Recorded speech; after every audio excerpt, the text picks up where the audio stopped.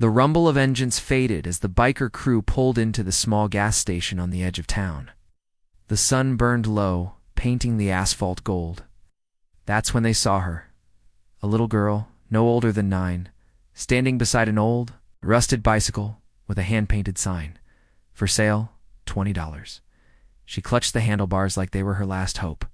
Dust swirled around her shoes, and when one of the bikers, a tall man named Ray, stepped closer, she looked up with eyes that had already seen too much pain.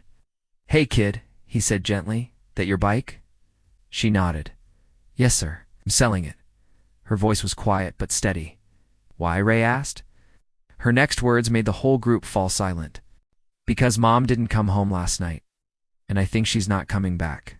Before I tell you what happened next, tell me in the comments where you're watching from. I love knowing who's listening. For a long moment, no one spoke. The air was thick with something heavier than heat. Ray crouched down, the leather of his jacket creaking as he looked at her. "What's your name?" "Lila," she whispered. "Mom said if anything happened, I should be brave." Ray swallowed hard. Around him, the bikers exchanged uneasy glances. Men who had seen bar fights, broken bones, and hard roads now stood helpless before a child selling her only toy to survive. Lila's fingers trembled as she reached for a small jar beside the bike. Inside were a few coins, nickels and dimes, that clinked like echoes of desperation. "If I get $20, she said, "I can pay for a bus ticket to my aunt's house in Glenview." Mom said that's where I'd be safe. Ray felt his throat tighten. He looked down the road, endless and empty, and back at her determined little face. She wasn't crying. She wasn't begging. She was surviving. He could have just handed her the money. But something in her eyes told him that pity wasn't what she needed. Respect was. So he asked, "How much did you say this bike costs?"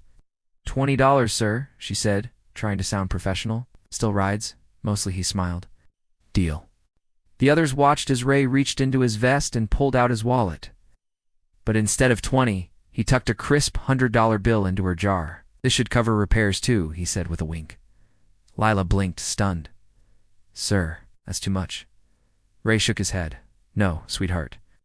It's exactly right." She hesitated, then whispered, Can I give you the bike now?"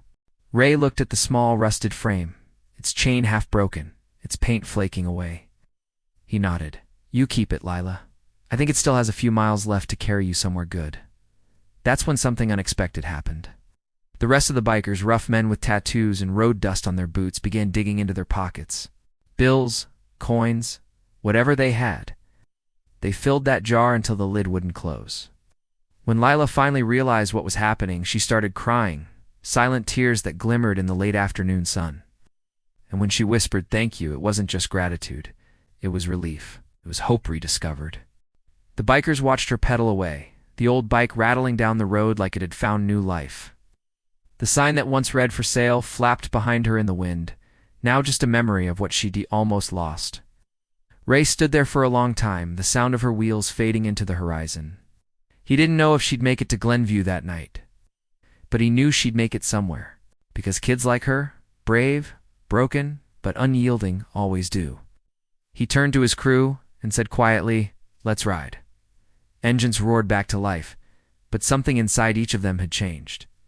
It wasn't about the road anymore. It was about the people left standing beside it. Because kindness doesn't vanish, it waits, and it finds its way back. And as the sun sank behind them, Ray couldn't help but think that somewhere, a little girl was riding toward a future she finally believed in. Tell me in the comments, have you ever witnessed kindness that changed everything? And if stories like this touch your heart, subscribe to Cinematic Whispers, where every story reminds us what humanity still sounds like.